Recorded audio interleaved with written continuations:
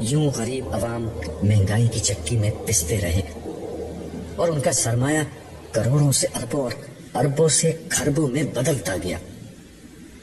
معاشرے میں اپنا تشخص برقرار رکھنے کے لیے یہ اپنے خزانوں میں سے چند سکے خیرات کرتا اور ڈھیروں واہ واہ کماتا۔ فرشتے کے بیان کے بعد کچھ کہنے سننے کی گنجائش ختم ہو گئی تھی، مگر یہ سیٹ بہت چالاک شخص تھا۔ اس نے چیخ چیخ کر کہنا شروع کر دیا کہ یہ سارا بیان بالکل غلط ہے، میں نے کوئی غلط کام نہیں کیا، میں نے ہر چیز قانون کے مطابق کی ہے، مارکیٹ کے تقاضوں کے مطابق کاروبار کیا، میرے خلاف کوئی ثبوت نہیں ہے، یہ فرشتہ جھوٹ بول رہا ہے۔ وہ مسلسل چیخے جا رہا تھا۔ آواز آئی، تو تجھے ثبوت چاہیے، وہ بھی مل جائے گا۔ ان الفاظ کے ساتھ ہی سیٹ کی آواز بند ہو گئی۔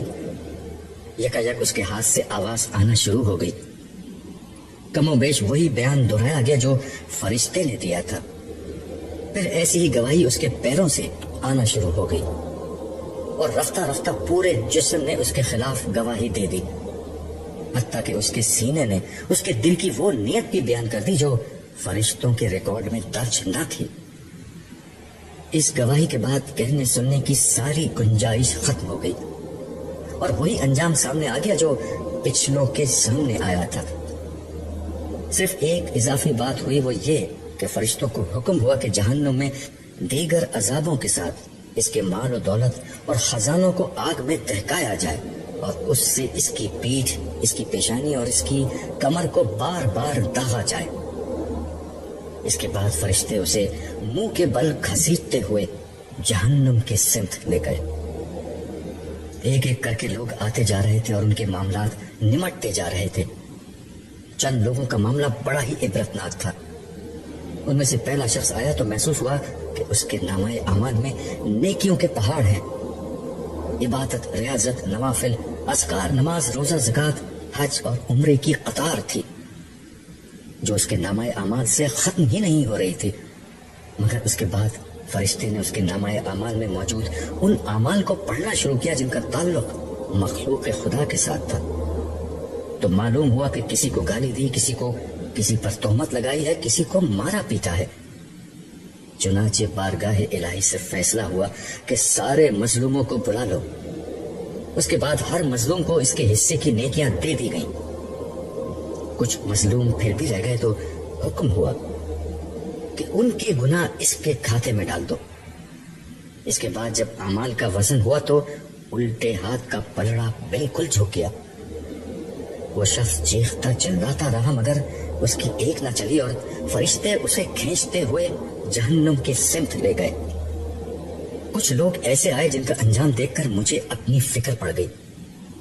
ان میں سے ایک عالم تھا۔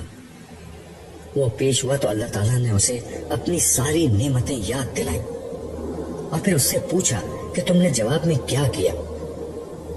اس نے اپنی علمی اور دعوتی کارنامے سنانے شروع کیے۔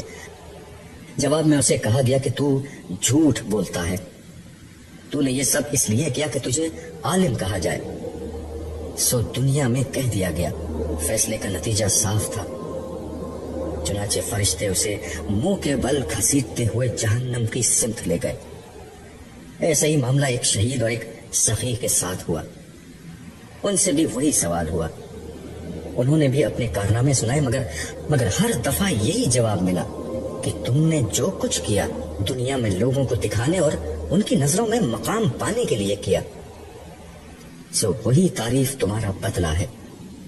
نہ میرے لیے کچھ کیا، نہ میرے پاس دینے کے لیے کچھ ہے۔ انہیں بھی جہنم کی سمت روانہ کر دیا گیا۔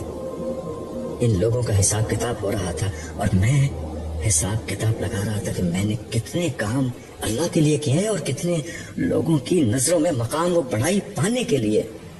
احتساب اور فیصلوں کے عمل میں بعض عجیب و غریب اور ناقابل تصور باتیں سامنے آ رہی تھیں۔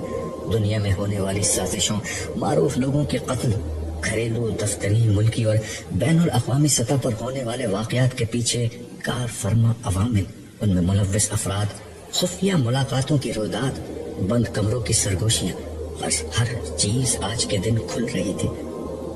عزت دار ذلیل بن رہے تھے، شرفا بدکار نکل رہے تھے، मासूम गुनाहगार साबित हो रहे थे। लोग जिंदगी भर जिस परवरदिगार को भूल कर जीते रहे, वो उनके हर लम्हे का गवाह था। कोई लफ्ज न था जो रिकॉर्ड ना हुआ हो, और कोई नियत और कोई ख्याल ऐसा न था जो उसके इल्म में ना आया हो। राय के दाने के बराबर भी कोई अमल न था जो किया गया हो और उसका इंदराज एक किताब में ना कर लिया गया हो। और आज के दिन ये सब कुछ सब लोगों के सामने इस तरह खोल दिया गया था कि हर इंसान गोया बिल्कुल बरहना खड़ा हुआ था। मैं ये सब कुछ सोच रहा था और दिल में लरस रहा था कि अगर मेरी गलतियां और कोताहियां भी आज सामने आ गई तो क्या होगा। कोई और सजा ना मिले, इंसान को सिर्फ बेपर्दा ही कर दिया जाए, यही आज के दिन की सबसे बड़ी सजा बन जाएगी।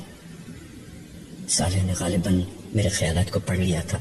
वो मेरी पीठ थपथपाते हुए बोला, परवरदिगार आलम की करीम हस्ती अपने नेक बंदों को रुस्वा नहीं करेगी।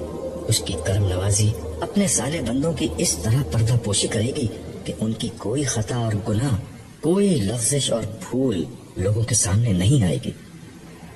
तुम बेफिक्र रहो, खुदा से ज्यादा आला ज़र्फ हस्ती तुम किसी और की ना देखोगे। बेशक, मगर इस वक्त मैं खुदा की गिरफ्त देख रहा हूँ।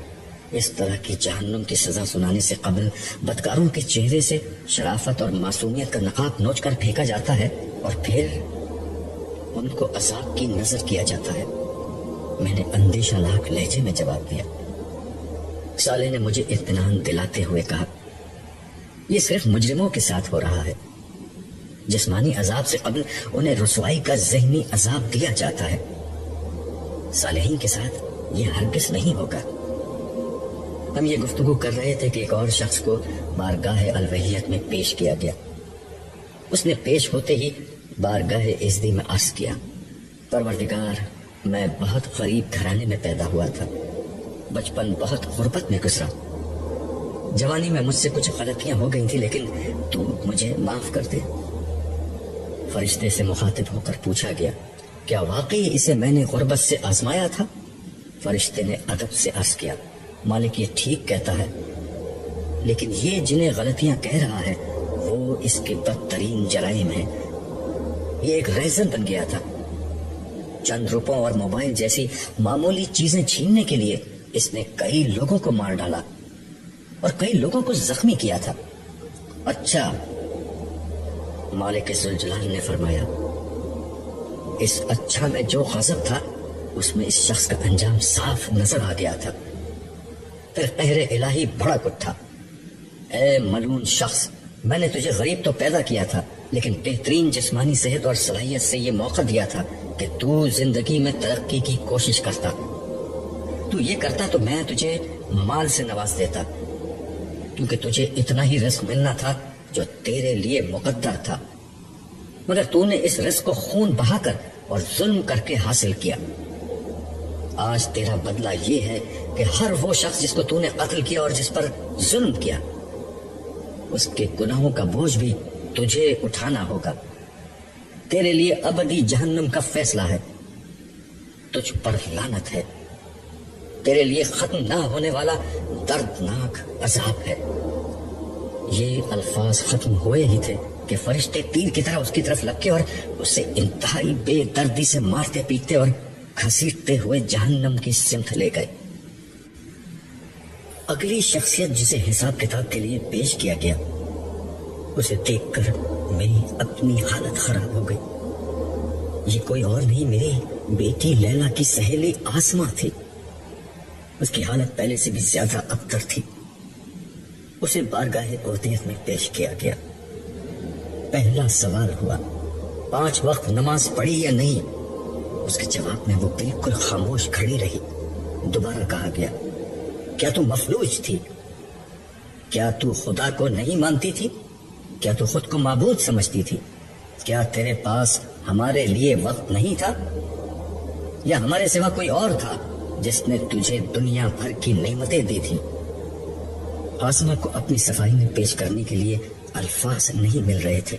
उसकी जगह फरिश्ते ने कहा, परवरदिगार ये कहती थी कि खुदा को हमारी नमाज की जरूरत नहीं है।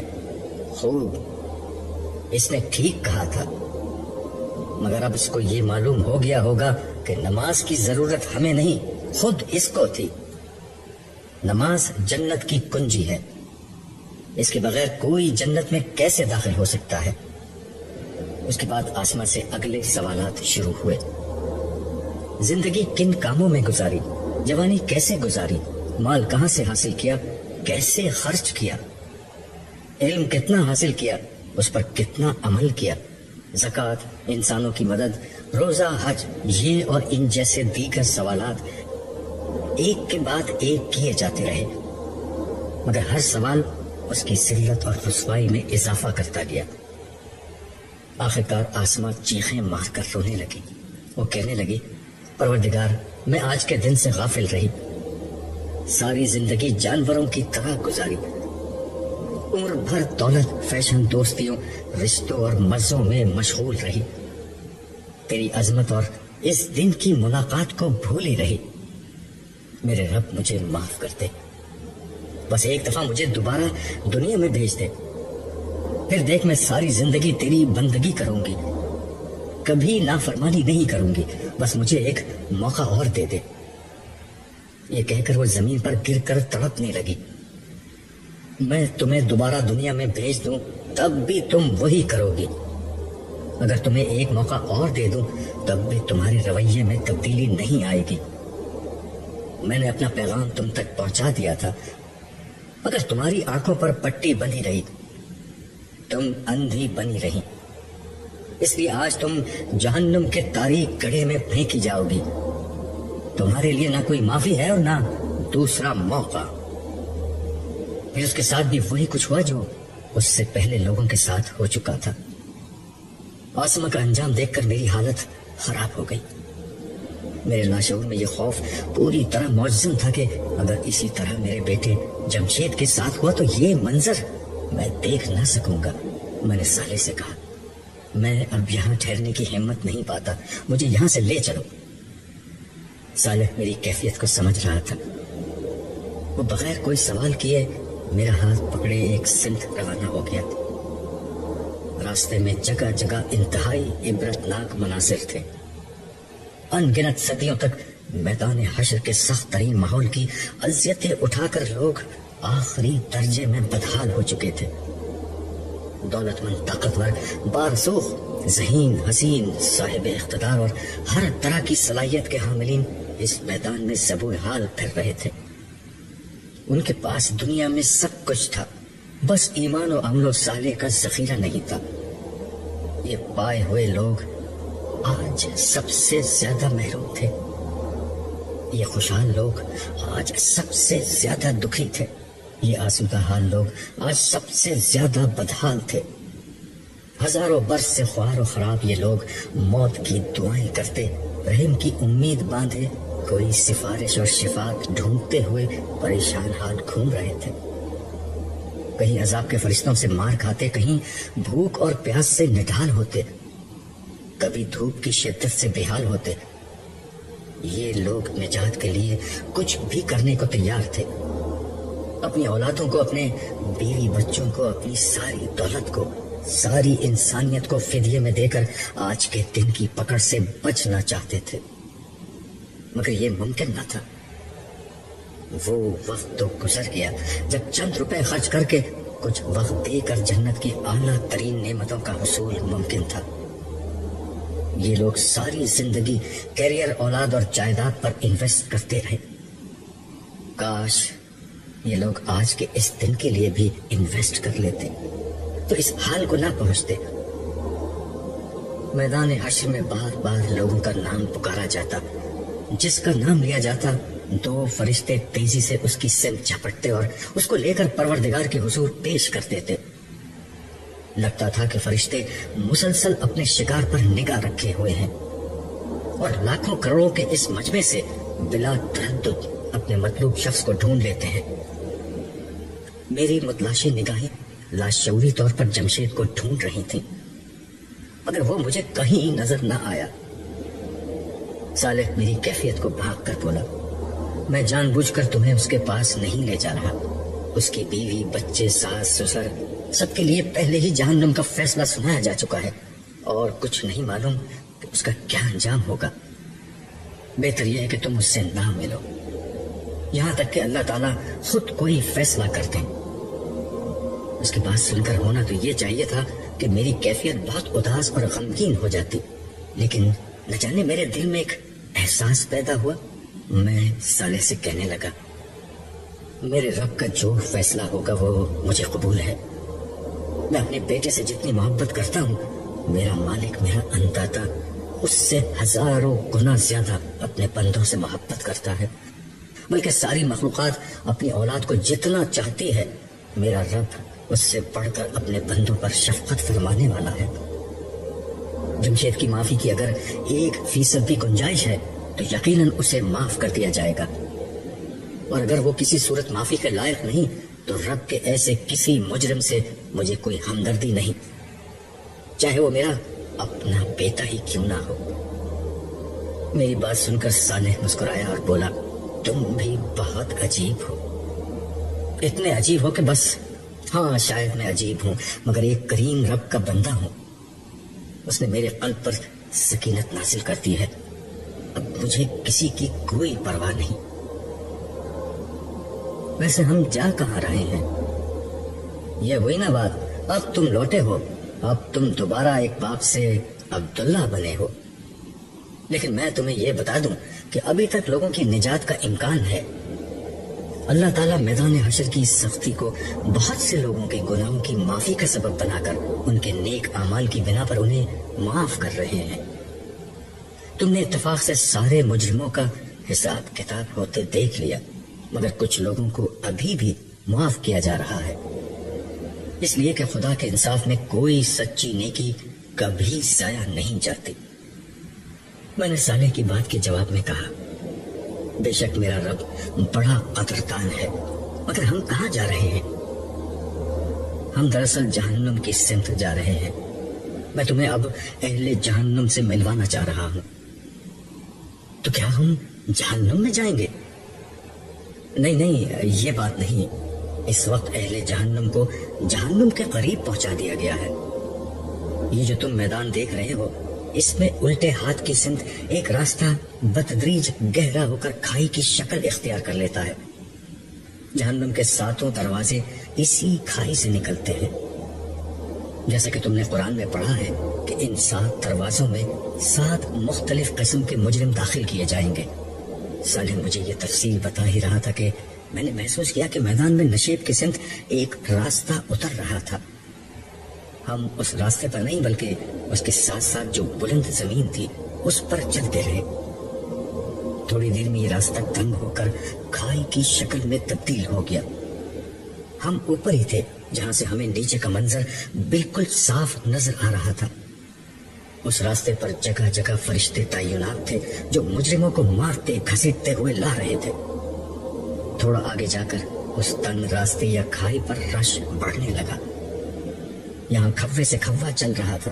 بد ہیبت اور بد شکل مرد و عورت اس جگہ ٹھسے پڑے تھے۔ یہ وہ ظالم اور فاسق و فاجر لوگ تھے جن کے انجام کا اعلان ہو چکا تھا، اور جہنم میں داخلے سے قبل انہیں جانوروں کی طرح ایک جگہ ٹھوس دیا گیا تھا۔ وقفے وقفے سے جہنم کے شعلے بھڑکتے اور آسمان تک بلند ہوتے چلے جاتے۔ ان کے اثر سے یہاں کا سارا آسمان سرخ ہو رہا تھا، جبکہ ان کے دہکنے کی آواز ان مجرموں کے دلوں کو دہلا رہی تھی۔ کبھی کبھار کوئی چنگاری جو کسی بڑے محل جتنی وسیع ہوتی اس کھائی میں گر جاتی، جس سے زبردست ہلچل مچ جاتی۔ لوگ آگ کے اس گولے سے بچنے کے لیے ایک دوسرے کو کچلتے اور پھلانگتے ہوئے بھاگتے۔ ایسا زیادہ تر اس وقت ہوتا جب کچھ بڑے مجرم اس گروہ کی طرف لائے جاتے تو آگ کا یہ گولا ان کا استقبال کرنے آتا، جس کے نتیجے میں ان لوگوں کی اذیت اور تکلیف میں اور اضافہ ہو جاتا۔ صالح نے ایک سمت اشارہ کر کے مجھ سے کہا، وہاں دیکھو۔ جیسے ہی میں نے اس سمت دیکھا تو مجھے وہاں کی ساری آوازیں صاف سنائی دینے لگی۔ یہ کچھ لیڈر اور ان کے پیروکار تھے جو آپس میں جھگڑ رہے تھے۔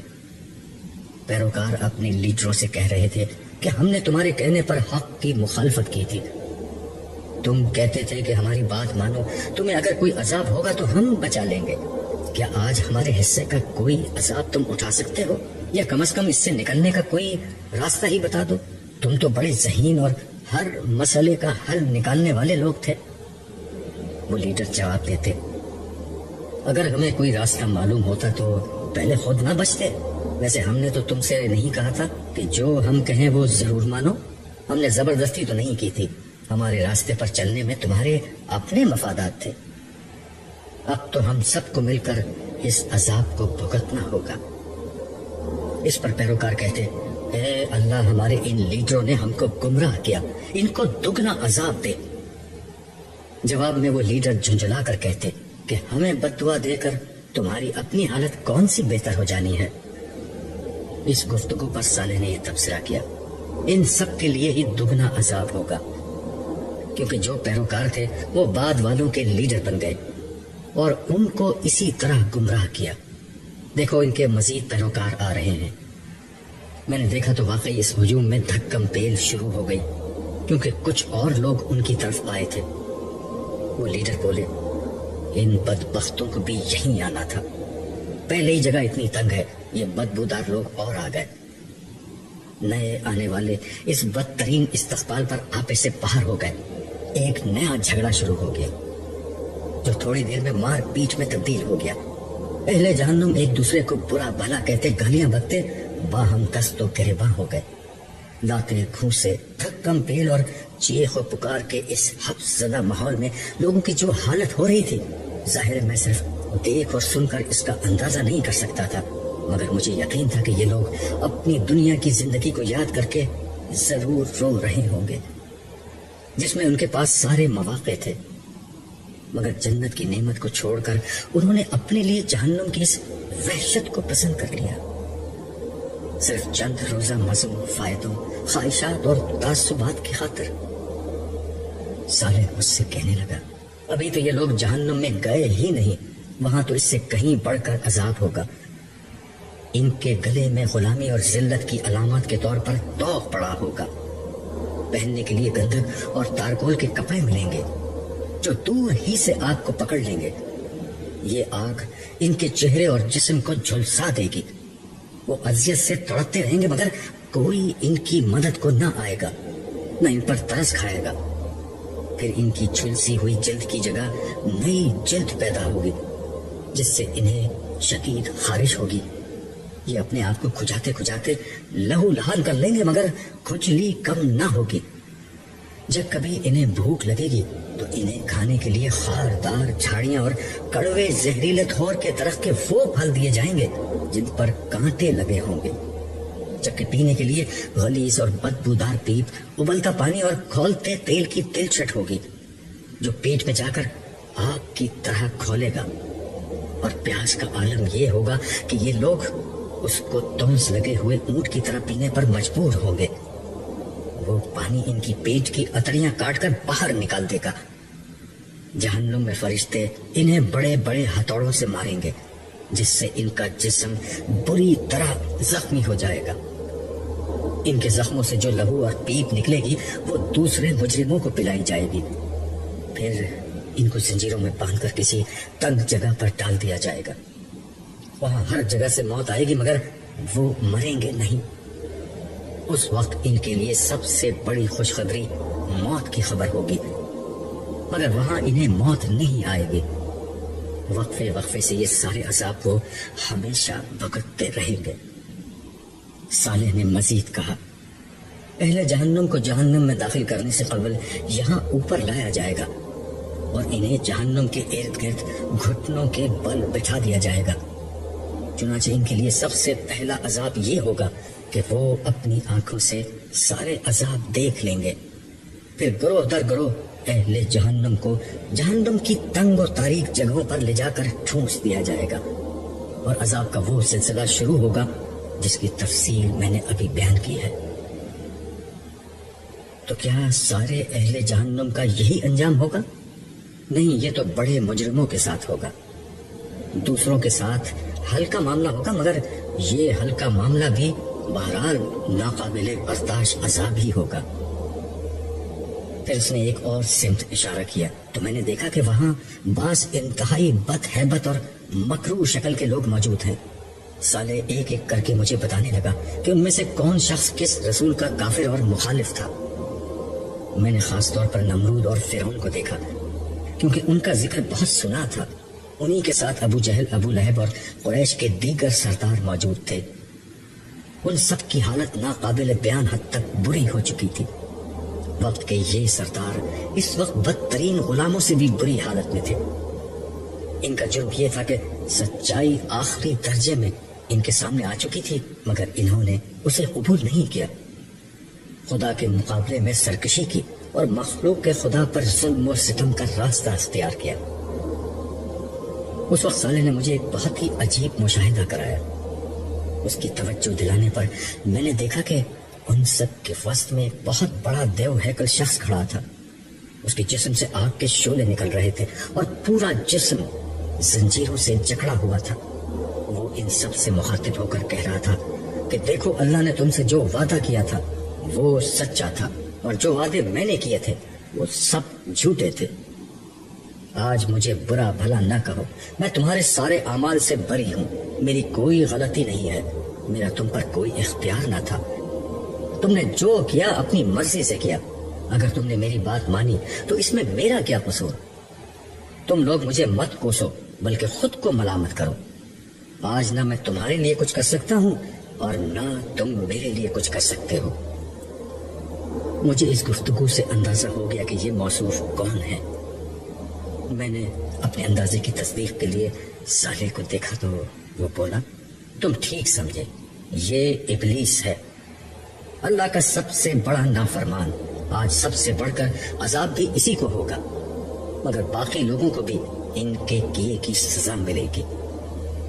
میں اوپر کھڑا یہ سارا منظر دیکھ رہا تھا اور دل ہی دل میں اپنے عظیم رب کی شکر گزاری کر رہا تھا جس نے مجھے شیطان کے شر اور دھوکے سے بچا لیا، وگرنہ زندگی میں بارہا اس ملعون نے مجھے گمراہ کرنے کی کوشش کی تھی، مگر اللہ تعالیٰ نے مجھے اپنی عافیت میں رکھا۔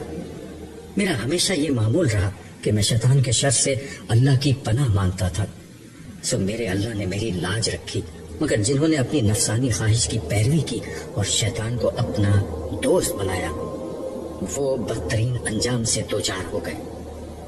اسی اسنا میں صالح میری طرف مڑا اور بولا، عبداللہ چلو تمہیں بلایا جا رہا ہے۔ میں نے پوچھا کیوں؟ وہ بولا، جمشید کو حساب کتاب کے لیے پیش کیا جانے والا ہے، تمہیں گواہی کے لیے بلایا جا رہا ہے۔ میری گواہی؟ ہاں، تمہاری گواہی۔ میری گواہی اس کے حق میں ہوگی یا اس کے خلاف؟ دیکھو، اگر اللہ نے اسے معاف کرنے کا فیصلہ کر لیا ہے تو پھر وہ تم سے کوئی ایسی بات پوچھیں گے جس کا جواب اس کے حق میں جائے گا، اور اگر اس کے گناہوں کی بنا پر اسے پکڑنے کا فیصلہ کیا ہے تو وہ تم سے کوئی ایسی بات پوچھیں گے جو اس کے خلاف جائے گی، یا ہو سکتا ہے وہ کوئی اور معاملہ کریں۔ حتمی بات صرف وہی جانتے ہیں۔ میری حالت جو ٹھہری ہوئی تھی ایک دفعہ پھر بگڑ گئی اور میں لرزتے دل اور کانپتے قدموں کے ساتھ صالح کے ہمراہ روانہ ہو گیا۔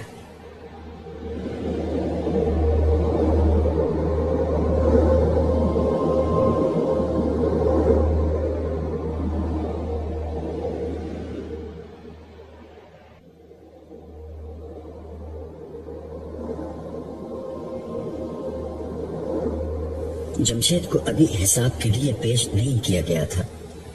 دو فرشتے اس کو عرش کے قریب لے کر کھڑے ہوئے تھے اور وہ اپنی باری کا انتظار کر رہا تھا۔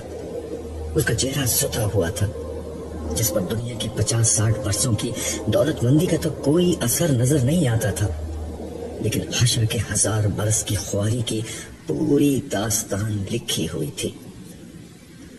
اس کے قریب جانے سے قبل میں نے اپنے دل کو مضبوط بنانے کی کوشش کی۔ قریب پہنچا تو اس کے قریب کھڑے فرشتوں نے مجھے آگے بڑھنے سے روک دیا، مگر صالح کی مداخلت پر انہوں نے ہمیں اجازت دے دی۔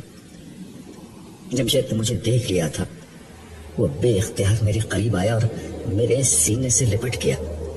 پھر وہ میری طرف دیکھ کر بولا، ابو میں اتنا رویا ہوں کہ اب آنسو بھی نہیں نکل رہے۔ میں اس کی کمر تھپتھپانے کے سوا کچھ نہ کہہ سکا۔ پھر اس نے آہستگی سے کہا، ابو شاید میں اتنا برا نہیں تھا، مگر تم بروں کے ساتھ ضرور تھے بیٹا۔ بروں کا ساتھ کبھی اچھے نتائج تک نہیں پہنچاتا۔ تم نے شادی کی تو ایسی لڑکی سے جس کی واحد خوبی اس کا حسن اور دولت تھی۔ خدا کی نظر میں یہ کوئی خوبی نہیں ہوتی۔ تم ہم سے الگ ہو گئے اور اپنے سسر کے ایسے کاروبار میں شریک ہو گئے جس کے بارے میں تمہیں معلوم تھا کہ اس میں حرام کی آمیزش ہے، مگر بیوی بچوں اور مال و دولت کے لیے تم حرام میں تعاون کے مرتکب ہوتے رہے۔ یہی چیزیں تمہیں اس مقام تک لے آئیں۔ آپ ٹھیک کہتے ہیں ابو، مگر میں نے نیکیاں بھی کی تھی، تو کیا کوئی امید ہے؟ میں خاموش رہا۔ میری خاموشی نے اسے میرا جواب سمجھا دیا۔ وہ مایوس کن لہجے میں بولا، مجھے اندازہ ہو گیا ہے ابو۔ اپنے بیوی بچوں اور ساس سسر کو جہنم میں جاتا دیکھنے کے بعد مجھے اندازہ ہو چکا ہے کہ آج کسی کے ہاتھ میں کچھ نہیں ہے۔ سارا اختیار اس رب کے پاس ہے جس کے احکام کو میں بھولا رہا۔ آج جس کا عمل اسے نہیں بچا سکا، اسے دنیا کی کوئی طاقت نہیں بچا سکے گی۔ میں ہزاروں برس سے اس میدان میں پریشان کر رہا ہوں۔ میں ان گنت لوگوں کو جہنم میں جاتا دیکھ چکا ہوں۔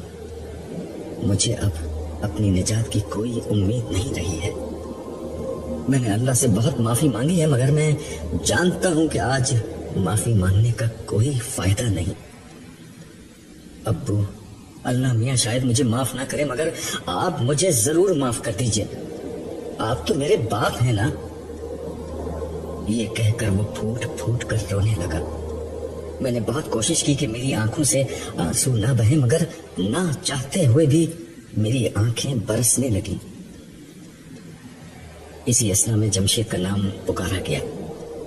فرشتوں نے فوراً اسے مجھ سے الگ کیا اور بارگاہ ربوبیت میں پیش کر دیا۔ وہ ہاتھ باندھ کر اور سر جھکا کر سارے جہانوں کے پروردگار کے حضور پیش ہو گیا۔ ایک خاموشی طاری تھی۔ جمشید کھڑا تھا، مگر اس سے کوئی سوال نہیں کیا جا رہا تھا۔ مجھے سمجھ میں نہیں آیا کہ اس خاموشی کی وجہ کیا ہے۔ تھوڑی دیر میں وجہ بھی ظاہر ہو گئی۔ کچھ فرشتوں کے ساتھ نائمہ وہاں آ گئی۔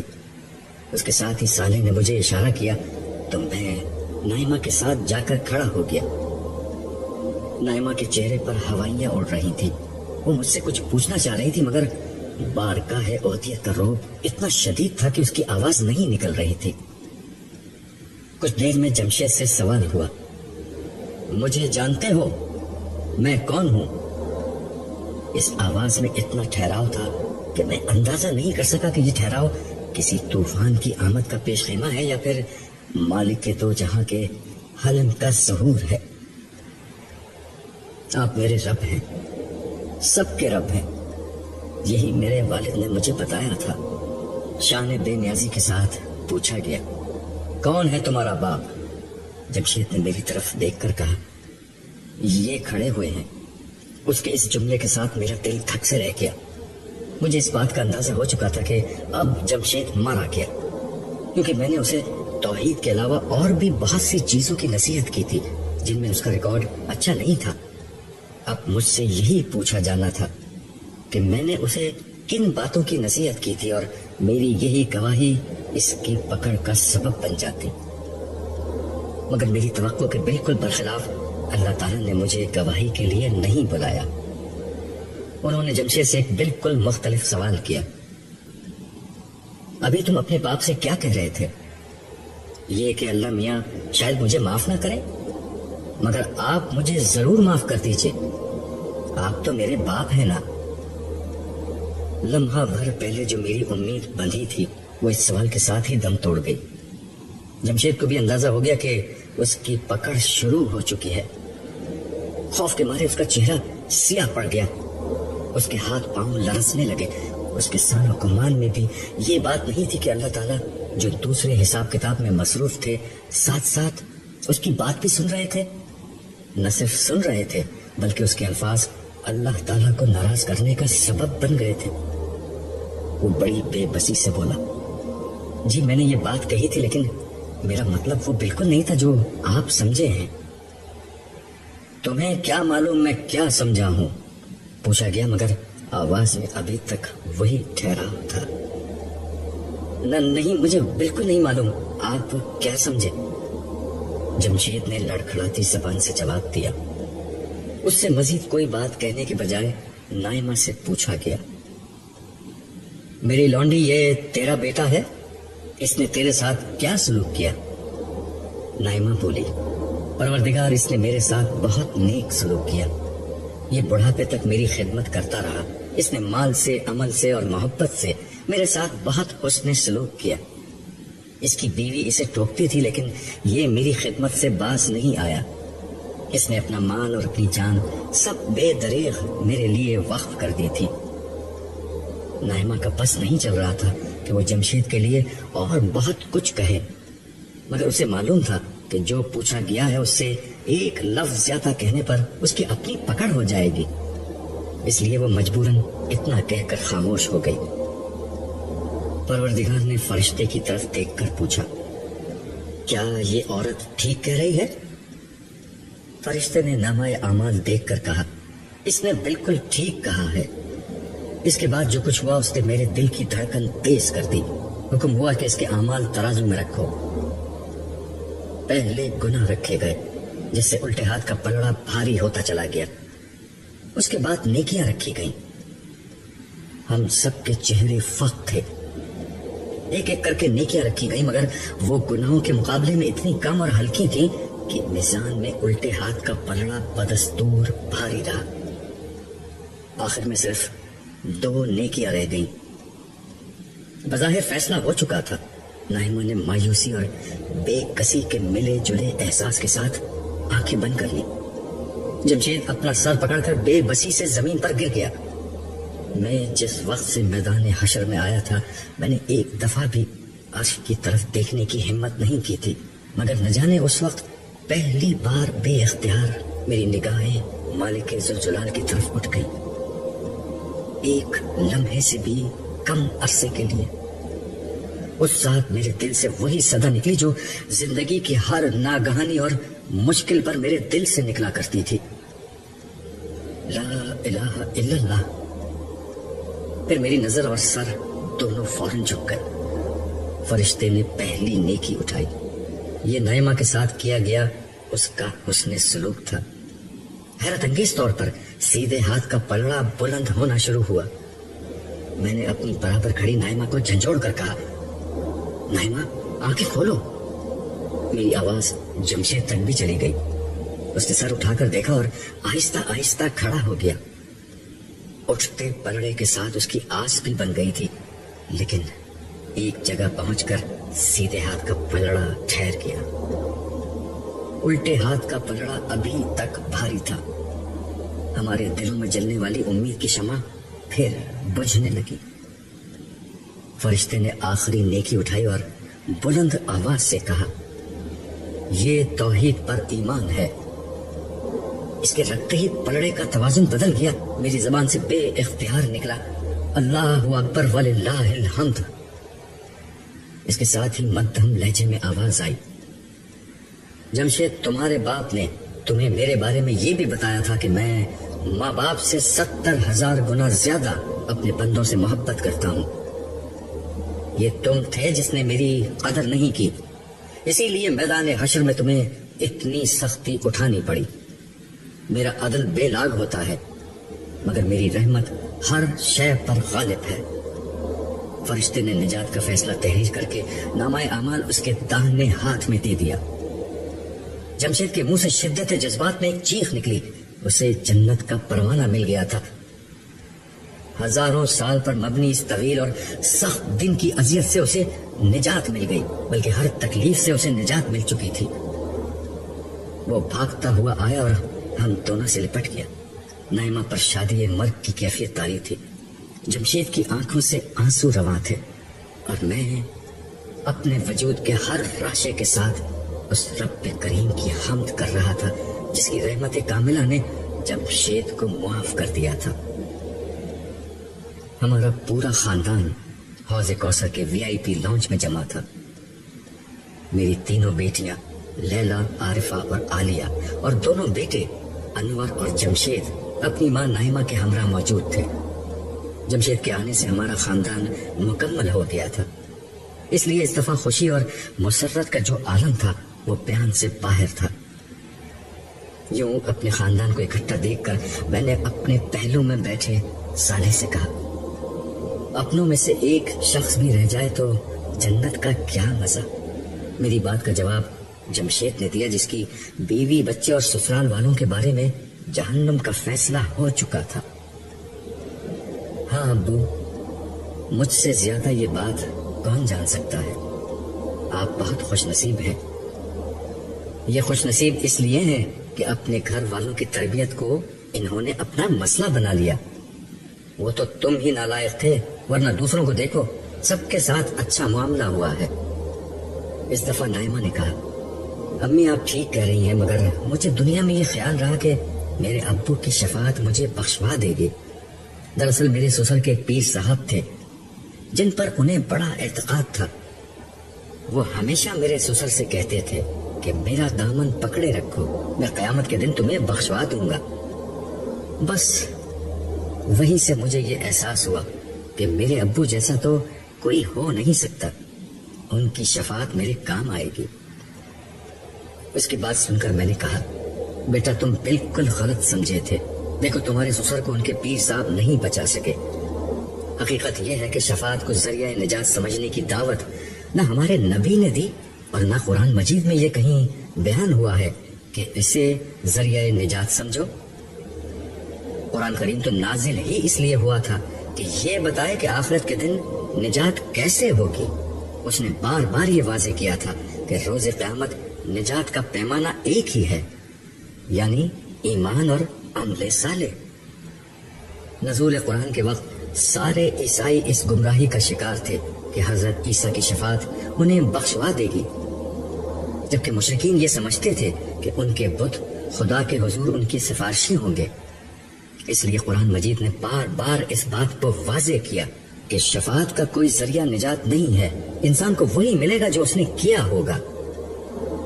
लेकिन शफाअत का जिक्र कुरान में आया तो है और हदीसों में भी इसका जिक्र हुआ है। जमशेद ने सवाल किया। मैंने उसके सामने एक सवाल रखते हुए कहा, ये बताओ पूरे कुरान या किसी हदीस में कहीं ये कहा गया है कि शफाअत को जरिया निजात समझकर उस पर भरोसा करो और उसके लिए दुआ करो? नहीं, ऐसा तो कहीं भी नहीं कहा गया। जमशेद की जगह अनवर ने पूरे एतमाद और वसूख से कहा। तो जमशेद ने उससे इख्तिलाफ करते हुए कहा, नहीं भाई, हम तो हर अज़ान के बाद शफाअत की दुआ करते थे।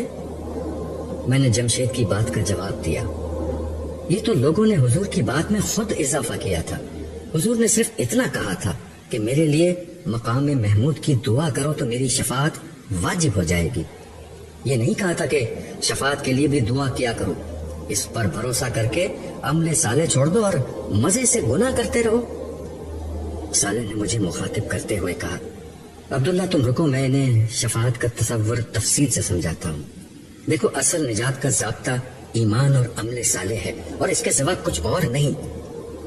आज अगर किसी को मुआफी मिल रही है तो दरअसल वो किसी की शफाअत से नहीं मिल रही, बल्कि अल्लाह ताला के इल्म, कुदरत और रहमत की वजह से मिल रही है।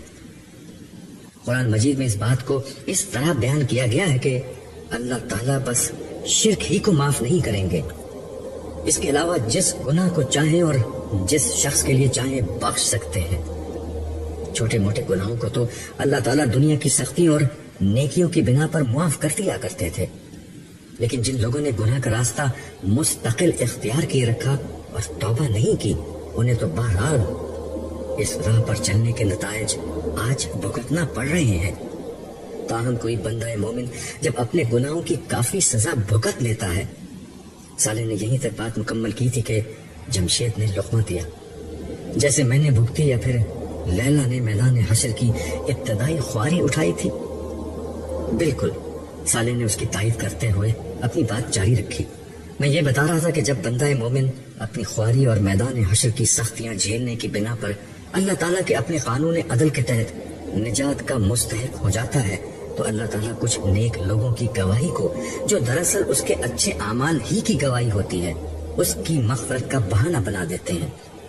جیسے تمہارے لیے تمہارے ماں باپ کی گواہی مغفرت کا ذریعہ بن گئی، یا لیلا رسول اللہ کی اس گواہی کے نتیجے میں نجات پا گئی جو آپ نے ابتدا میں دی تھی. لیکن دیکھ لو، اس میں بھی ذاتی ایمان اور ذاتی عمل کی موجودگی ضروری ہے. سزا تو بہرحال انسان کو بھگتنی پڑتی ہے. تو یہ بتاؤ کہ سزا بھگت کر معافی کا راستہ بہتر ہے یا شروع ہی میں توبہ اور عمل صالح کا راستہ اختیار کر لینا اور بغیر کسی سختی کے نجات پا جانا بہتر ہے؟ ظاہر ہے کہ پہلا راستہ بہتر ہے، مگر یہ بتائیے کہ پھر حضور کی شفاعت کی کیا حقیقت ہے؟ اس دفعہ عارفہ نے جواب دیا اور ساتھ میں صالح سے ایک سوال بھی کر لیا. حضور کی شفاعت کا مطلب اگر یہ ہوتا کہ لوگوں کے پاس کوئی نیک عمل نہ ہو تب بھی حضور لوگوں کو بخشوا دیں گے تو قرآن عمل صالح کی کوئی بات ہی نہیں کرتا، بلکہ قرآن کریم میں اللہ تعالیٰ حضور کی زبانی یہ کہلوا دیتے کہ لوگوں بس مجھ پر ایمان لے آؤ، میں آخرکار تم کو بخشوا دوں گا. یہ تو عیسائیوں کا عقیدہ تھا اور اس کا انجام انہوں نے آج بھگت لیا.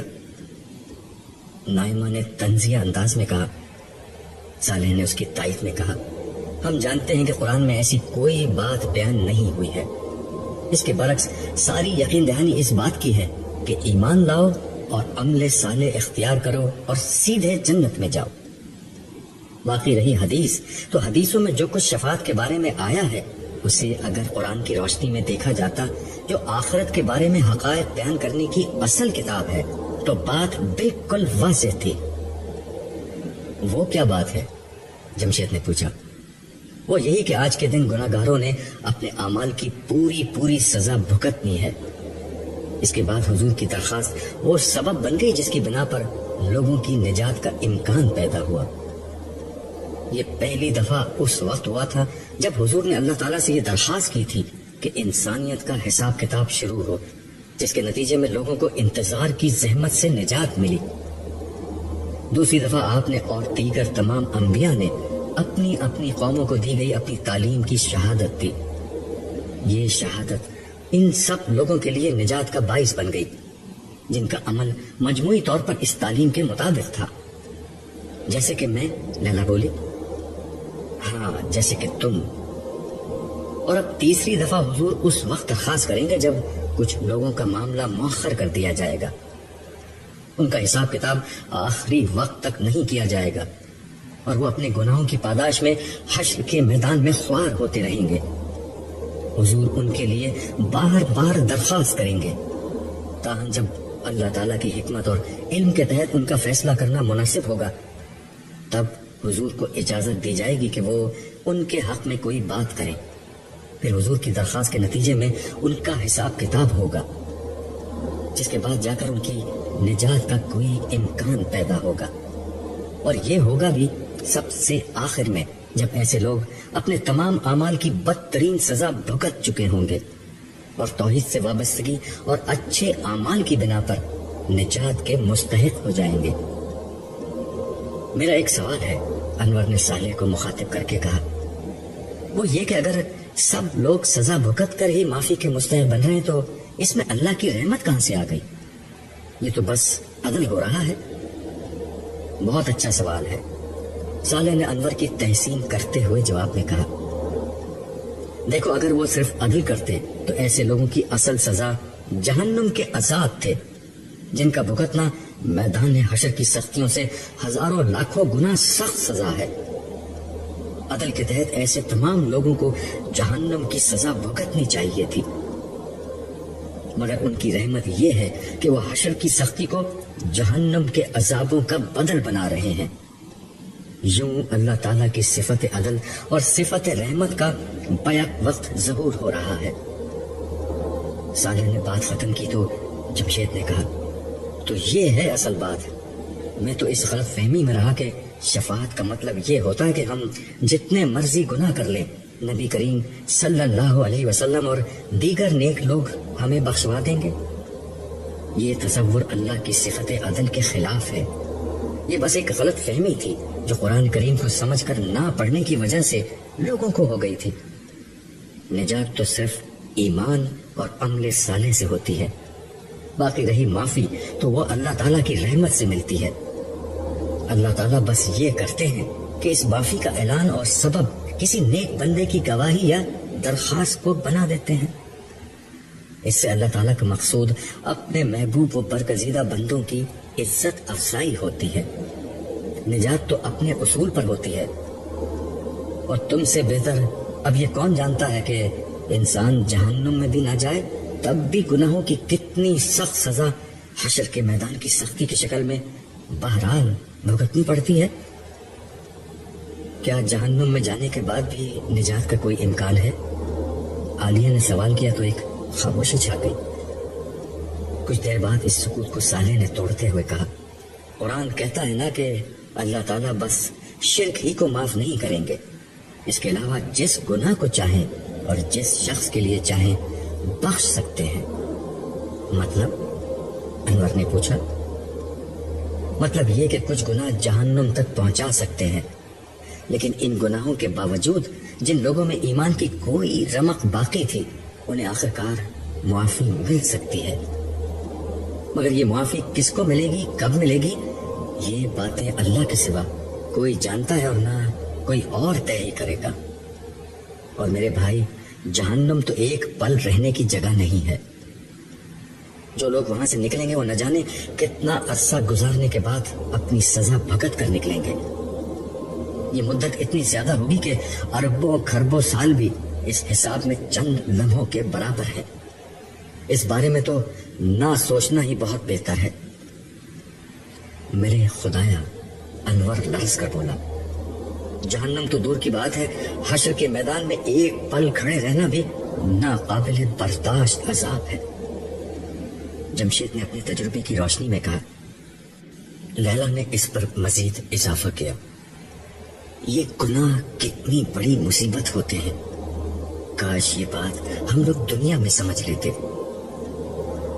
صالح نے بحث ختم کرتے ہوئے کہا، انسانوں کی دو سب سے بڑی بدنصیبیاں رہی ہیں، ایک یہ کہ حشر کے دن کا مرکزی خیال حساب کتاب تھا، مگر لوگوں نے اسے شفاعت کا موضوع بنا دیا۔ دوسری یہ کہ انسانی زندگی میں مرکزی حیثیت ارحم الراحمین رب العالمین کی تھی، جبکہ لوگوں نے غیر اللہ کو مرکزی خیال بنا دیا۔ میں نے صالح کی تائید کرتے ہوئے کہا، کتنی سچی بات کہی ہے تم نے صالح، کاش لوگ یہ بات دنیا میں جان لیتے۔ پھر میں نے اپنے بچوں کو مخاطب کرتے ہوئے کہا، میرے بچوں، اب دنیا کی زندگی قصہ ماضی ہو چکی ہے، اب تمہاری منزل ختم نہ ہونے والی جنت کی بادشاہی ہے۔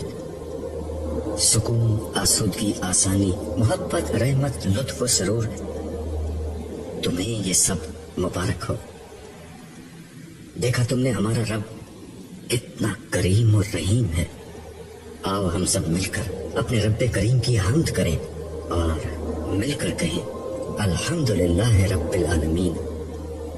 سب نے مل کر الحمدللہ رب العالمین کو ایک نعرے کی شکل میں بلند کیا۔ عبداللہ، حشر کے دن کے معاملات اپنے اختتام کی طرف بڑھ رہے ہیں۔ تمہیں اگر حشر کے معاملات سے کوئی دلچسپی باقی رہ گئی ہے تو دوبارہ وہاں چلے چلو۔ کچھ دیر بعد صالح نے مجھ سے مخاطب ہو کر کہا، اس وقت حساب کتاب کہاں تک پہنچا ہے؟ نائمہ نے دریافت کیا، لوگوں کی زیادہ بڑی تعداد آخری زمانے میں پیدا ہوئی تھی، وہ سب اب نمٹ چکے ہیں۔ مسلمانوں اور مسیحوں اور ان کے معاصرین کا عمومی حساب کتاب ہو چکا ہے۔ اس وقت یہود کا حساب چل رہا ہے۔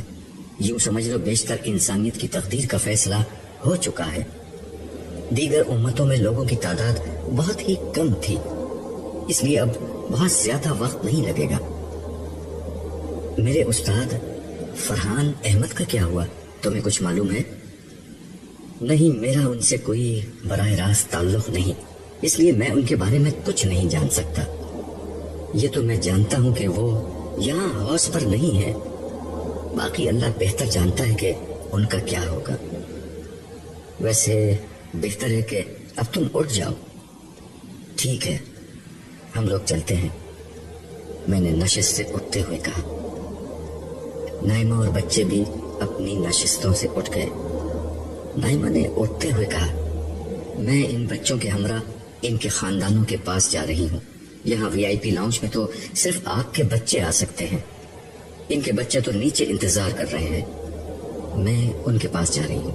और हाँ, मुझे अपने जमशेद के लिए कोई नई दुल्हन भी ढूंढनी है। इस आखिरी बात पर हम सब हंस पड़े सिवाय जमशेद के। उसकी समझ में नहीं आया कि वो नई दुल्हन की बात पर हंसे या अपनी साबिका बीवी की हलाकत पर अफसोस करे।